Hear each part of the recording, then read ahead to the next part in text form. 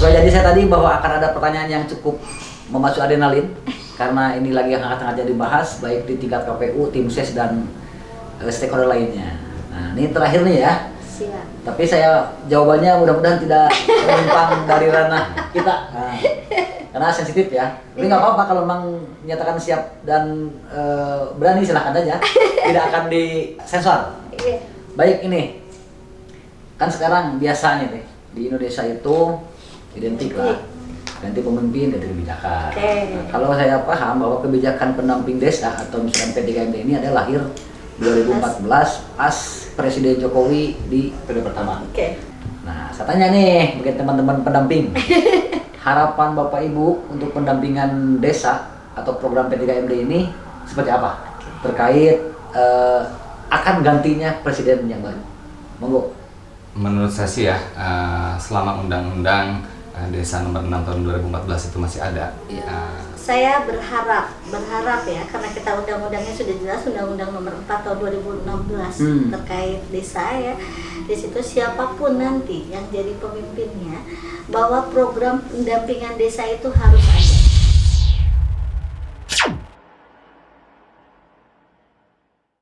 Baik, selamat datang di Podfather, podcastnya Orang Lembur. Hari ini tayang perdana nih ya. Kami sengaja mendatangkan dua narasumber dari tenaga ahli P3MD, program apa tuh?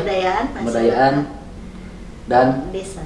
Apa? Program pembangunan dan pemberdayaan masyarakat. Program pembangunan dan pemberdayaan masyarakat desa. Ini beliau Pak Adi selaku koordinator TA program P3MD. Kemudian ini Teh Neng adalah TA senior juga. Beliau pernah singgah di Kabupaten Subang, kemudian kembali lagi ke Purwakarta dan sekarang stay di Purwakarta. Baik, nanti kita kupas bagaimana program pendampingan desa di Purwakarta, sehingga jujur kalau saya boleh sedikit memberikan kisi-kisi bahwa berdesa di Purwakarta mulai dilihat banyak orang, kemudian mulai ada perubahan setelah adanya program pendampingan desa. Tentunya ini berkat kerja beliau-beliau inilah. Karena sebelumnya desa dengan munculnya Undang-Undang Dasar nomor 6 tahun 2014 itu menjadi sebuah titik tolak bagi keberhasilan apakah desa itu akan menjadi berhasil atau sebaliknya. Maka jawabannya ada di para pendamping. Termasuk beliau-beliau ini adalah senior-senior, kemudian dokter di bidang desa. Karena itu barangkali saya perkenalkan lebih dulu nih. Silakan Pak Andi secara biografi diperkenalkan, kemudian nanti Bu Neng dilanjutkan ya. Siap. Kami mulai dari Pak Andi terlebih dahulu, silakan. Baik, terima kasih PF sekaligus moderator ya. Perkenalkan nama saya Andi Fardiansah sebagai koordinator Kabupaten Pendamping Desa program pembangunan dan pemberdayaan masyarakat di desa. Latar belakang pendidikan itu di teknik ya, teknik sipil. Jadi awal mula pendamping desa itu dulu itu nomenklaturnya masih khusus ya. Jadi ada tenaga ahli infrastruktur, ada tenaga ahli ekonomi, tenaga ahli teknologi tepat guna, kemudian ada pemberdayaan masyarakat desa, kemudian ada pembangunan partisipatif. Nah, saya kebetulan awal mulai menjadi tenaga ahli yaitu sesuai bidang saya di tenaga ahli infrastruktur desa. Nah, pada tahun 2021 ya, nomenklatur itu dirubah menjadi semua tenaga ahli pemberdayaan masyarakat TAPM. Jadi skupnya ini basisnya kewilayahan. Jadi kita ada 6 TA di kabupaten itu. Nah, 5 TA ini memegang wilayah ya, ada 3 sampai 4 kecamatan. Nah, kemudian ada 1 koordinator yang membawahi jalur koordinasinya itu ya pendamping desa tingkat kecamatan dan pendamping lokal desa di desa. Nah, mungkin itulah sekelumit atau sedikit biografi tentang saya. Oke, lanjut ke Bu Neng. Oke, ya. Ini tuh nama podcastnya apa ini sekalian? Podfather. Podfather ya. Ya, turun Pak Kades ya, Kang EF yang kebetulan memang ya keluarga sendiri ya, keluarga sendiri. Perkenalkan, saya Neng Siti Nuryani, saya asli Purwakarta. Seperti Pak Ayat bilang, memang sempat kita tugas di Subang hampir 4 tahun dan alhamdulillah sekarang kembali ke kampung halaman ya untuk jadi tenaga ahli di Kabupaten Purwakarta. Kalau basically, kalau kita berbicara spesialis ya, seperti Pak Andi bilang, kalau saya terbiasa dari awal sampai dengan hari ini saya membina BUMDes atau lebih kepada bagaimana sih caranya desa itu berkembang dan meningkatkan perekonomian di desanya masing-masing gitu. Ya walaupun secara nomenklatur sekarang sudah berubah menjadi TA kewilayahan, tetapi kita di Kabupaten Purwakarta itu ada pembagian PIC masing-masing gitu. Jadi tetap aja infrastruktur tetap dipegang oleh Pak Andi, BUMDes tetap dipegang oleh saya gitu. Walaupun secara kewilayahan kita ada tanggung jawab masing-masing. Alhamdulillah di Purwakarta saya dari 2021 di Kabupaten Purwakarta bulan Oktober saya megang wilayah itu Campaka, Cibatu, Bungursari dan juga Sukasari. Empat kecamatan. Jadi secara tugas itu kewilayahan 4 kecamatan, tetapi untuk ekonomi desanya PIC-nya saya tetap se-Kabupaten Purwakarta gitu. Ya alhamdulillah sih perkembangan BUMDes di Kabupaten Purwakarta dari awal adanya pendamping desa. Kalau kita berbicara progres yang tadi Pak Kades bicarakan bahwa peran pendamping itu sangat penting ya, dari awal kita hadir di desa semenjak adanya undang-undang tentang desa nomor 6 tahun 2014, 2015 kita pertama kali ada pendamping desa. Perkembangan BUMDes ini ya alhamdulillah lah, progresnya signifikan. Malah dari 183 desa ini di Purwakarta sudah terbentuk badan usaha milik desa gitu. Dan selain itu juga terkait pendaftaran badan hukum, terus pemeringkatan, dan juga ada beberapa badan usaha di Kabupaten Purwakarta, badan usaha milik desa ini sudah mulai muncul ke permukaan. Ya mudah-mudahan ke depannya yang diharapkan itu tahun 2024 sekarang ini target kita 60%. Apa itu? 60% untuk BUMDes itu bisa omsetnya itu lebih naik gitu. Menggeliatnya. Kalau kemarin itu kan kalau saya bilang semenjak Pilkades ya Pak F ya, Pilkades itu mau tidak mau 2021 kita Pilkades itu banyak sekali yang ini jangankan perangkat BUMDes oke acak-acakan. Ya. Jadi kalau saya bilang 2021, 2022 itu adalah masih pembenahan. 2023 kita mulai menertibkan administrasi, ya targetnya seperti itu. Tapi alhamdulillah 10-20% sudah ada yang menggeliat. Jadi 2024 target kita sekarang sudah mulai naik 60% lah, nggak usah muluk-muluk lah. Nah, sebelum nanti kita berlanjut ke pertanyaan berikutnya. Siap. Lahirnya Undang-Undang Desa tahun 2014 itu kan otomatis menjadi sebuah harapan baru baik itu bagi desa ataupun negara secara umum. Lalu kemudian ini pertanyaan cukup spesifik sebetulnya. Dari mulai 2014 keluar Undang-Undang Desa, lalu kemudian kita lahir pendamping itu di 2015 kalau nggak salah ya. 2015. Nah butuh waktu berapa lama untuk menyesuaikan antara program pendampingan dengan kebiasaan desa yang sebelum lahir undang-undang itu?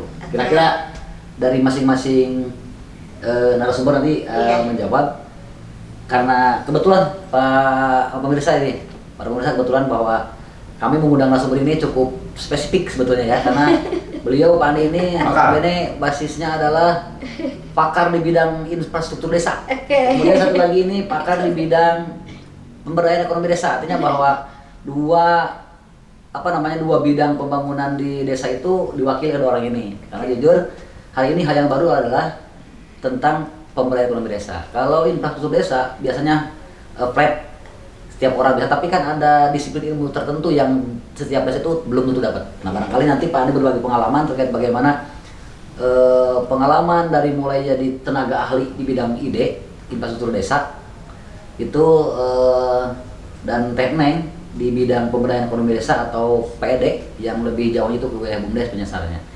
Nah itu tadi pertanyaan saya adalah butuh waktu berapa lama sih untuk menyelaraskan atau menyesuaikan atau katakanlah adaptasi antara program P3MD dengan kebiasaan desa yang sebelum undang-undang desa. Monggo, dari siapa terlebih dahulu? Baik. Oke, Pandi ya. Baik, terima kasih Pak Ep. Coba saya jawab ya. Ya bagi kami ya, terutama di TA itu, terutama saya ya, awal masuk itu kan lebih ke spesialis infrastruktur ya. Menurut saya sih tidak terlalu lama lah ya, karena program sebelumnya itu di desa itu sudah ada ya, PMPM pedesaan. Oh iya betul. Ya, betul. Nah ini yang menjadi keberlanjutan walaupun sistem dan skemanya ini berbeda ya. Masyarakat ini full menjadi objek pembangunan di situ gitu kan, bukan lagi subjek. Tidak terlalu sulit juga ya, karena di tahap awal itu saya inisiatif coba mengumpulkan setiap desa itu para kader teknis, para kader teknis melalui para tenaga pendamping desa di kecamatan maupun pendamping lokal desa atau PLD ya. Nah, para PD dan PLD ini mendirektori atau mengumpulkan gitu ya kader-kader teknis ini di setiap desa. Nah kemudian pada awal mula itu karena basic infrastruktur itu di program pemberdayaan ini ya kita skopnya nasional lah ya, masih terlalu kurang juga begitu ya. Harus idealnya itu kan dia pegang satu orang itu satu kecamatan. Nah, tapi pada awal mulanya itu kita cuma punya lulusan sarjana teknik ini di pendamping desa itu cuma 3 ya. Nah bagaimana saya memaksimalkan targetnya ini, output kita adalah kader-kader teknis di desa ini bisa membuat RAB sendiri, rencana anggaran biaya ya. Nah saya tuh coba untuk mengcoaching para pendamping desa ya, yang notabene basicnya pemberdayaan ya, karena tekniknya kan cuma 3 orang begitu. Nah, saya coba membuat formula tools begitu, ketika mereka memasukkan volume kegiatan, otomatis tuh analisa harga sampai nanti menjadi breakdown atau RAB rasanya itu ya, ada bahan alat dan upah sebagainya, dimudahkan lah dengan tools itu. Jadi mereka itu cukup input di tools tersebut volume kegiatan, semisal jalan pembangunan jalan desa ya, mereka jalan desa panjang 100 misalnya, lebar 2,5. Nah tinggal masukkan itu udah keluar tuh bahan berapa, upahnya berapa, dan alatnya berapa nanti alat kerja. Nah itu strategi saya di awal-awal pendampingan ya, dan itu dirasa alhamdulillah cukup efektif juga. Butuh waktu berapa bulan kira-kira itu? Setahun lah ya. Setahun. Nah, waktu itu kita merintis coba setahun, kita estafet ya, dari kecamatan satu ke kecamatan lain begitu, untuk mengcoaching para pendamping sekaligus para kader-kader teknis desa begitu. Dan alhamdulillah rata-rata karena dari program pemberdayaan sebelumnya mereka ini sudah ada bekal ilmu juga gitu, jadi kita tidak terlalu sulit lah begitu ya untuk yang penting saya sih satu konsep mereka pahami dulu begitu ya, karena kita pun kan punya tugas untuk memverifikasi nantinya apakah ini sudah betul atau tidak begitu ya, RAB yang dibuat oleh para kader teknis ini begitu. Jadi sekaligus itu strategi untuk memudahkan dan mengefektifkan, dan saya kerja juga. Tidak mungkin saya bisa memfasilitasi semua desa juga ya, karena luar biasa lah. Data ini 193 desa begitu ya, terbagi di 17 kecamatan. Kayaknya akan lama juga itu untuk ini. Tapi alhamdulillah dengan strategi itu kita bisa ini. Ya.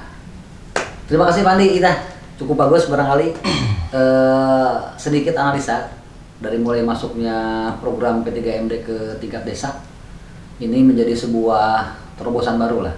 Apalagi di desa-desa itu jarang punya orang yang berkapasitas sebagai tenaga teknis. Nah, ada strategi baru untuk merekatkan dan memadukan antara program P3MD karena memang awal lahir itu menjadi sebuah barang baru bagi desa, maka Pak Andi ini punya strategi adalah mengumpulkan para pendamping desa, kemudian pendamping desa itu untuk mengakomodir setiap desa untuk dijadikan sebagai kader teknis desa dan selebihnya diberikan pelatihan tentang pembuatan RW. Tepuk tangan, cukup bagus sekali, terima kasih. Nah, kita saat itu kupas nih terkait pemberdayaan ekonomi desa. Nah, ini juga tidak kalah penting bagi desa, bagaimana desa beradab, kemudian bagaimana desa menjadi mandiri, itu salah satu poinnya adalah bagaimana desa itu bisa menghasilkan PADES. Nah, PADES ini adalah salah satu usaha yang akan digagas oleh BUMDes barangkali ya. Iya. Nah, BUMDes ini adalah salah satu garapan Teneng. Oleh karena itu silakan Teneng kupas tuntas terkait pemberdayaan ekonomi desa di Purwakarta. Oke, hatur nuhun Kang F ya. Kalau kita bicara BUMDes ya, bicara BUMDes dari awal mulainya ada undang-undang desa. Di situ ada amanat bahwa desa dapat membentuk badan usaha milik desa. Gitu ya. Setelah Undang-Undang Desa 2014, 2015 hadirlah di situ pendamping desa. Ya, pendamping desa. 2016 saya berinisiasi dengan DPMD dan juga rekan-rekan yang lain bagaimana caranya di Purwakarta ini terbentuk badan usaha milik desa. Ingat sekali waktu itu akhir tahun 2016 kita coba memasukkan ke dalam APBDes untuk 2017. Ya, di situ kita coba dibagi dari mulai sosialisasi tentang badan usaha milik desa itu apa sih gitu, karena kan masyarakat masih baru gitu mendengar namanya BUMDes namun sih BUMDesnya gitu ya gitu. Akhirnya 2017 kita mulai sosialisasi terkait BUMDes itu apa, terus kita melakukan pembentukan di beberapa desa di Kabupaten Purwakarta dan juga kita mulai peningkatan kapasitas pengelola BUMDesnya. Jangan sampai BUMDesnya dibentuk, tetapi pengelola BUMDesnya tuh tidak tahu setelah dibentuk tuh saya rek naon gitu, dikasih uang dipakai usaha apa dan usahanya yang diperbolehkan tuh apa gitu kan. Nah, kalau untuk bicara permodalan gitu ya, permodalan atau mulai kita menggali potensi, kalau menggali potensi dari 2017 kita sudah berbarengan dengan sosialisasi, pembentukan, juga peningkatan kapasitas. Kita juga memberikan bagaimana caranya desa itu bisa menggali potensi desanya masing-masing. 2018 mulai ada penyertaan modal dari dana desa untuk badan usaha milik desa. Jadi kalau kita berbicara BUMDes, awal mula terbentuk itu 2017, tetapi rata-rata mulai running, mulai berjalannya seluruh desa itu 2018.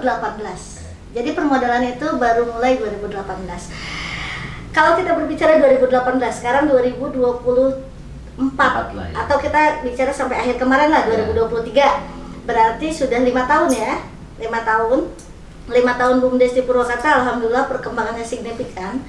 Tetapi seperti saya bilang, BUMDesnya sudah maju-maju, sudah berkembang, PADesnya sudah ada, sudah menghasilkan, tiba-tiba ada pergantian kepala desa.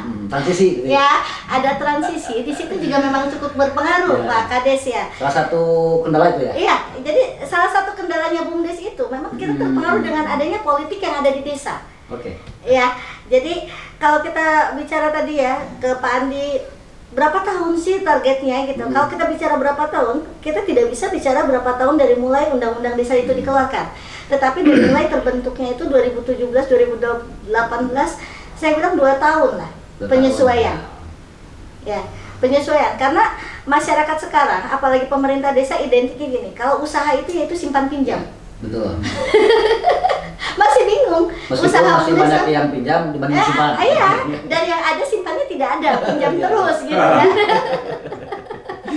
Jadi polemiknya BUMDes itu gitu. Jadi kita memang agak ribetnya, mau tidak mau terpengaruh dengan politik yang ada di desa gitu ya. Terus juga pengurus BUMDes itu di SK-nya kalau sekarang itu menurut PP 11 tahun 2021 kan 5 tahun ya. Ini tuh di desa tuh masih ada 1 tahun sudah berganti pengurus dari direkturnya gentos dari gitu ya, 2 tahun gentos dari, sehingga mulai lagi dari awal. Tetapi mudah-mudahan kalau khusus kita berbicara Purwakarta 2023 kita sudah selesaikan secara administratif lah. Secara administratif tuh Perdesnya, anggaran dasarnya, terus terkait SOP-nya, serta yang lain secara administratif kita sudah selesaikan di 2023. Ya. Itu administrasi ini ya. Administrasi. Tetapi BUMDes ada sih yang muncul sekitar 10 atau 20% gitu. Contohnya desa ini nih, Desa Pakades Taringgul Tonggo nih, lumayan kemarin juara lomba desa. Lomba BUMDes desa itu tingkat juara Jawa pertama ya? Barat ya. Ketiga Jawa Barat dan BUMDesnya juara pertama di Kabupaten Purwakarta. Mantap kan ya. Luar biasa ya. Jadi walaupun saya bilang tahun penertiban administrasi, tetapi ada beberapa BUMDes yang memang gitu. sudah menggeliat. Cuma ya di 2024 inilah targetnya lebih banyak. Gitu Pak Ed. Jadi kalau misalkan ada saran, ada masukan terkait ini bagaimana caranya ya pemilihan pilkades itu tidak terpengaruh dengan mengelola BUMDes. Supaya BUMDes apa tetap gitu kan. Iya. Tidak terimbas dengan pilkades, dampak politik gitu, karena kan ini terpisah, usaha itu kan memang terpisah gitu, tidak bisa disatukan gitu dengan itu. Terus gini juga ya, selain dampak politik, keduanya banyak sekali orang-orang khususnya pemerintah desa ya, ini khususnya yang menempatkan orang itu bukan di ahlinya. Ya. Karena kan BUMDes itu usaha, berarti harus ahli yang memang usaha Sesuai kompetensinya. gitu. Jadi cukup ada beberapa evaluasi lah, tetapi ke depan mah mudah-mudahan lebih bagus lagi lah. Karena masyarakat, pemerintah desa sekarang sudah mulai paham bahwa salah satu badan usaha yang memang sah dan legal di desa itu adalah badan usaha milik desa. Oke, terima kasih Ibu Neng. Iya. Sudah menelanjangi apa yang disebut dengan BUMDes ya, yang dulu kita tahu apa itu sih BUMDes gitu kan. Memang upami dilihat dari statement beliau itu terdapat beberapa kendala.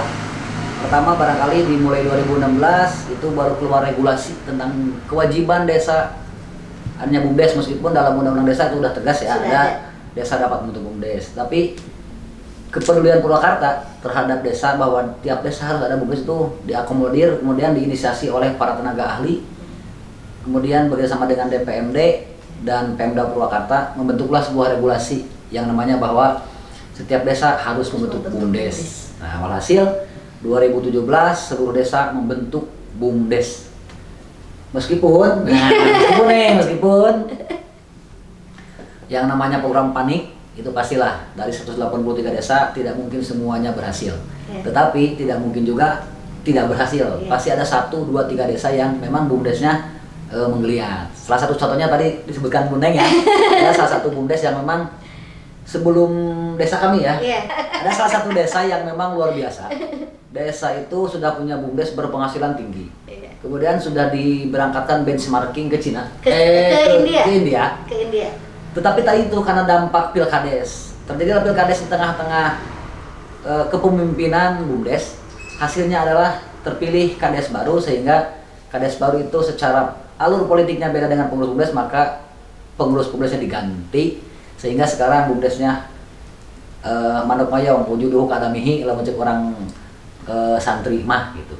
Akhirnya bahwa memang harapan tinggi Purwakarta ada di BUMDes itu, sehingga terjadinya pilkades, kemudian pengurus BUMDes yang secara capability dia cukup mumpuni, karena memang alur politik beda dengan kepala desa terpilih, sehingga digantilah dengan orang-orang yang dekat dengan beliau. Hasilnya adalah BUMDes tersebut menjadi kolab.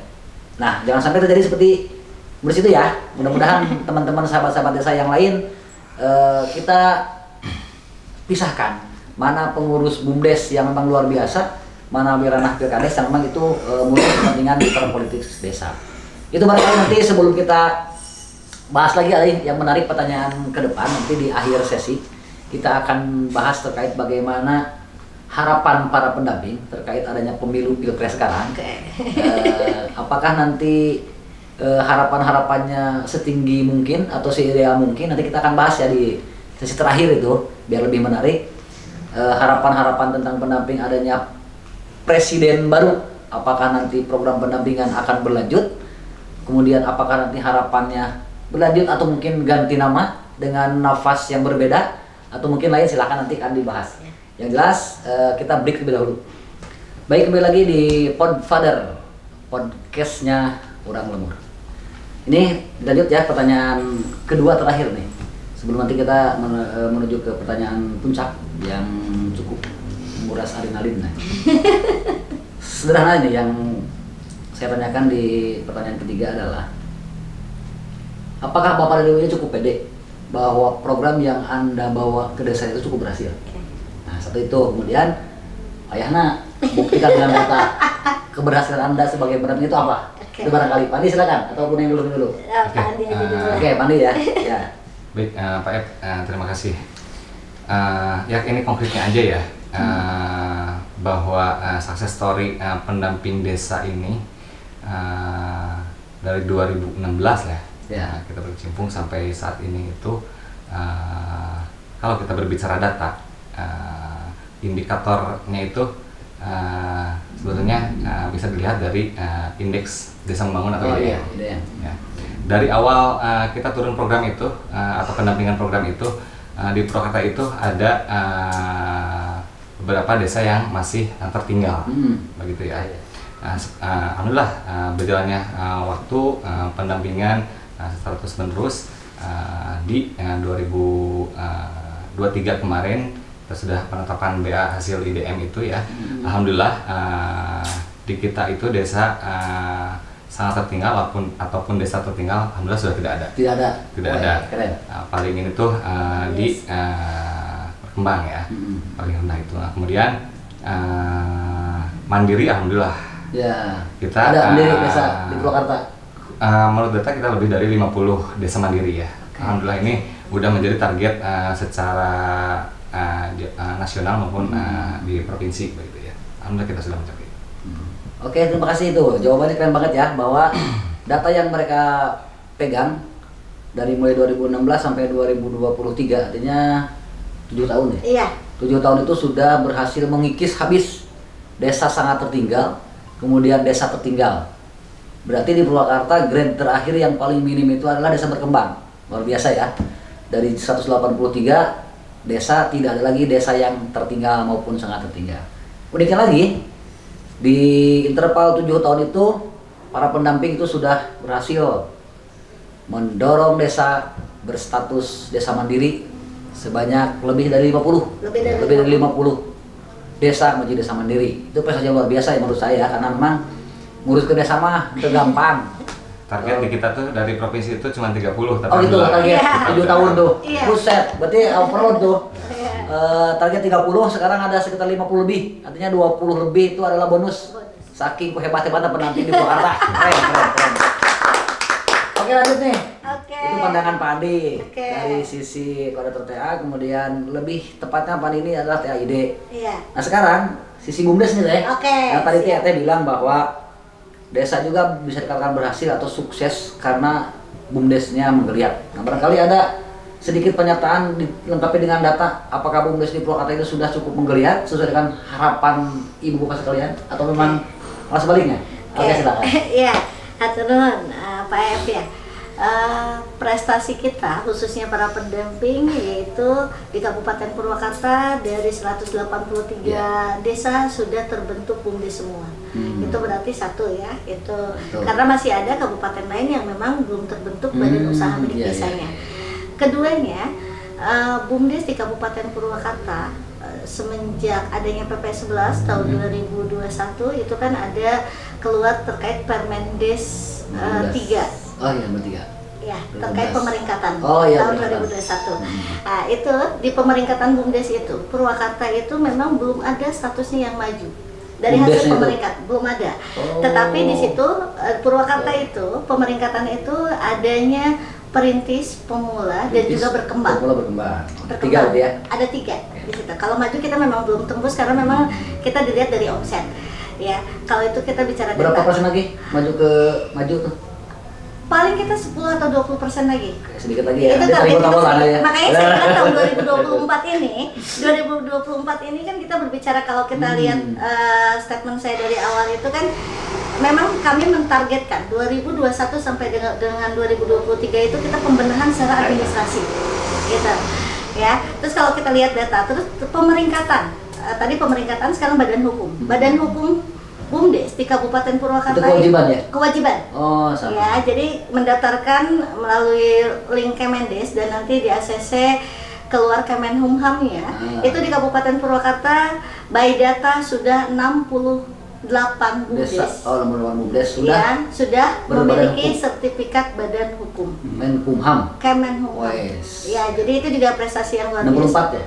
68. 68. Yang lainnya masih proses, ada yang revisi dokumen, ada juga yang perbaikan nama. Tetapi secara by data itu juga tidak lepas dari peran pendamping desa.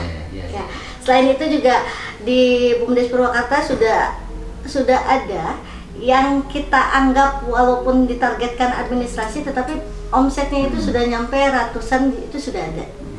Sudah ada. Kita bicara omset ya, bukan laba ya. Itu sudah ada.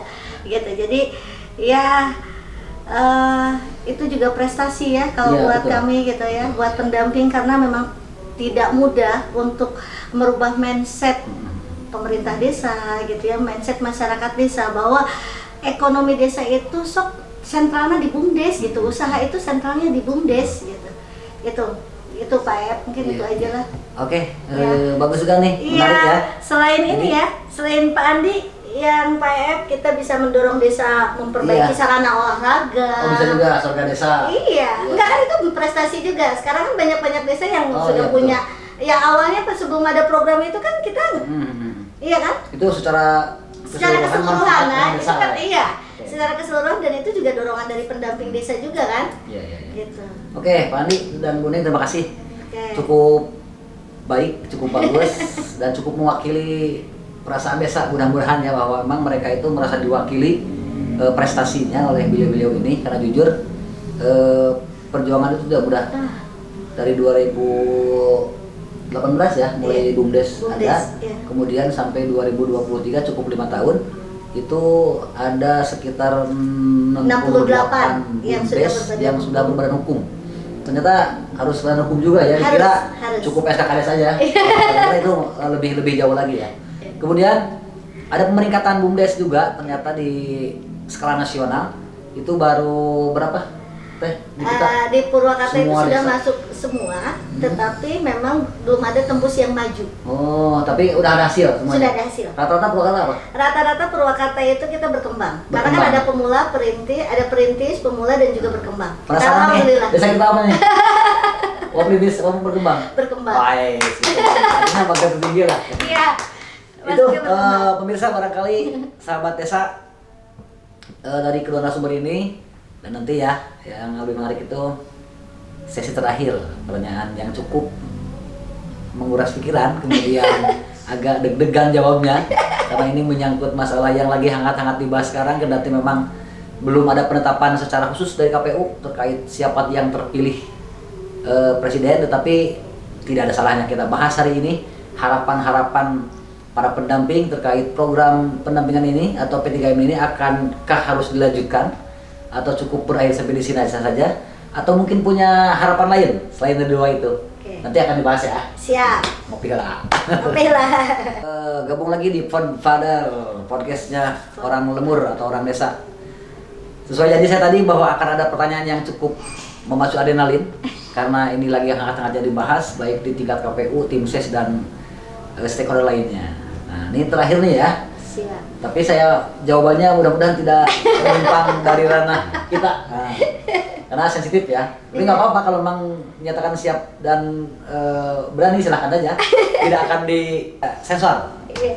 Baik, ini kan sekarang biasanya nih di Indonesia itu identik lah ganti pemimpin, ganti kebijakan. Nah, kalau saya paham bahwa kebijakan pendamping desa atau misalnya P3M ini ada lahir 2014 pas Presiden Jokowi di periode pertama.